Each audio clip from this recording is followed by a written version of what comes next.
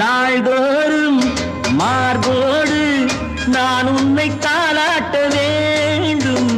தாளாட்டு தாழாமல் நான் உன்னை பாராட்ட வேண்டும்.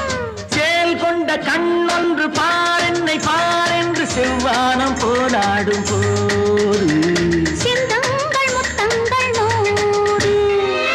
அந்த நூற்றாண்டு சிற்பங்களும் உங்கள் பக்கத்திலே வந்து நின்றாலும் ஈரில்லை யாரோ போடும் வெட்கத்திலே. வந்த இடம் என்னவோ சொந்தம் இது அல்லவோ. எங்கேயும் எப்போதும் கொண்டாட்டம். லில்லி மலருக்கு கொண்டாட்டம் உன்னை பார்த்ததிலே. செவ்வி பழத்துக்கு கொண்டா